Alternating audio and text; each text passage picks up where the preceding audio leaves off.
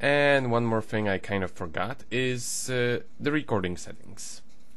Always convert newly recorded videos to MP4 original. I see no point in doing it to 1080p, simply because I have never seen it actually do anything.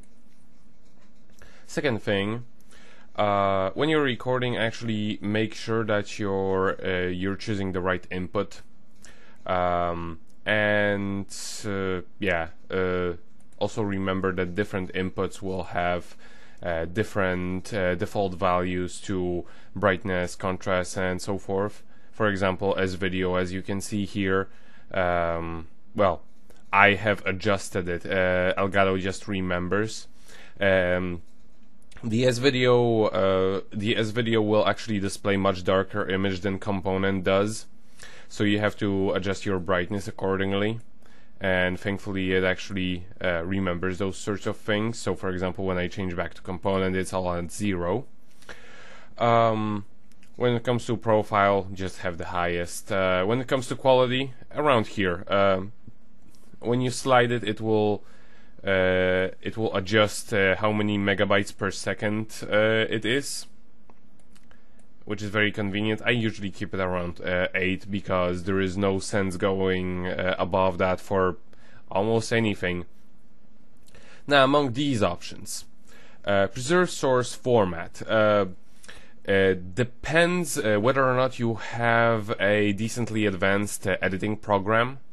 If you don't have a decently advanced editing program, like for example Vegas or Pinnacle Studio or every other program that I don't know of or off the top of my head, you should keep it unchecked, because this way it will get rid of it will basically deinterlace your footage to, as you can see here, from 50 FPS interlaced to 25 FPS progressive, which is very handy if you don't have such program, especially for the 240p games. For everything else, I would say preserve source format. And if you have Sony Vegas, preserve the source format. Stretch standard definition input. I prefer to not use it, simply because I like my games in their correct aspect ratio, and crop to reduced size, overscan. You can do it you can do it on your own once you get to editing. If not, if you don't have an editing program, then just use this option.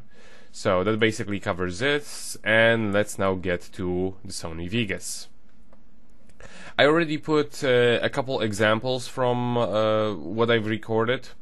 Here I have ICO and recorded in different ways, and here I also have Parasite Eve recorded in different ways.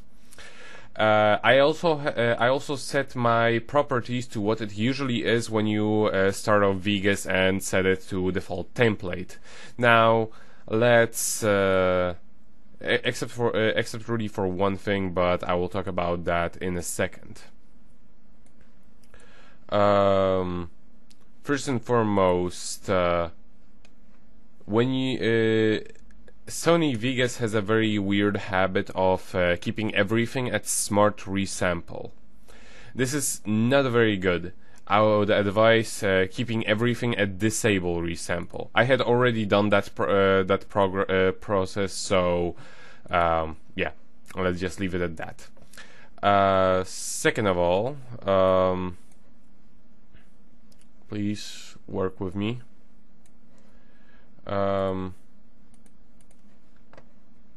The properties. You want to change everything to make it similar to what you're actually gonna be rendering it to. So first of all, non-progressive scan. Whatever resolution you're gonna be rendering to can be 1080p. I just choose 720. This frame rate, depending on where you live, it may differ. I choose PAL because I live in Europe. And let's apply. Now, as you can see, this just doesn't look right.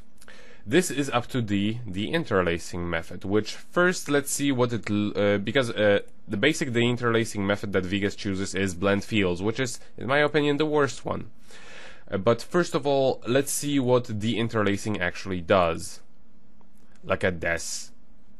Well, this is basically what comes from misinterpreting the 240p signal, because how 240p actually works on those Elden TVs, it only sends unlike interlaced signal, it is progressive.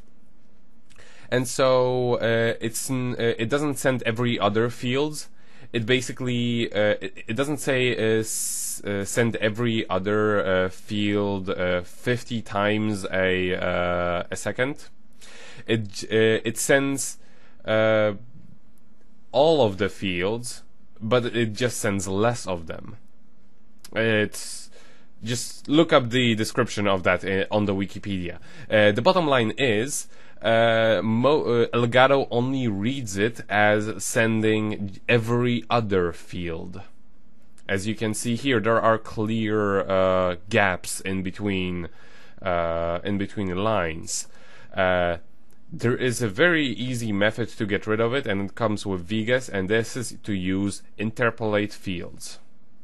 And now the image is absolutely perfect. And this will actually keep it this way for the rendering. It will also work this way for the PS2 games that are interlaced, and for the most part it's also one of the best methods you can use for your PlayStation 2 games. However, for that there is also one other better thing that I already talked about, so I'm not gonna talk about it now. Yeah, and also when it comes to the here I wasn't actually understanding it yet when I made this video, but yeah, the 480i format for the PS1, it's also best to use interpolate, since it essentially is just 240p, so you're not gonna be losing any quality if you choose this option, because it's still a 240p game. It just artificially makes it so that it displays in higher resolution. And something I had already done is you can crop the image so you don't get the black borders where they shouldn't be, like this. But that's basic knowledge. And yeah, here I was actually testing if the amplifier image looks exactly the same as the normal video image. It does, so there are no problems with that. One more thing when it comes to ICO. It's actually ICO and other 240p games. Some of the other 240p games, I'm not 100% sure on that, can be actually forced into progressive scan. Now, what progressive scan actually is? Progressive scan means that it just doesn't. Progressive scan essentially means that you do not need to deinterlace it, because it's already in the format that's familiar with the computers. So the vertical lines or the weird every other line, well, I need vertical, I mean horizontal lines aren't going to appear ever, because it's already how it's supposed to be. Of course, the game being in 240p, it's still going to look very blocky, and everything will have edges so sharp they could cut diamonds.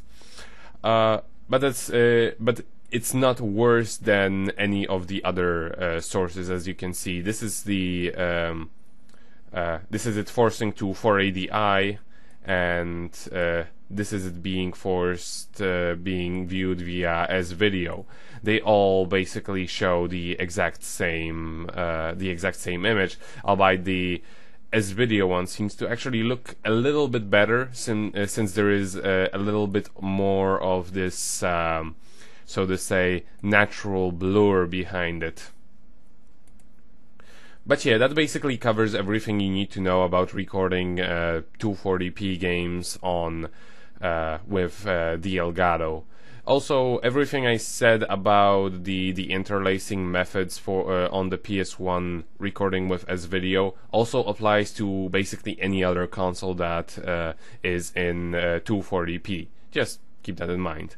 Thank you very much for watching. I hope this tutorial has been helpful to you. And if not, why are you even watching this?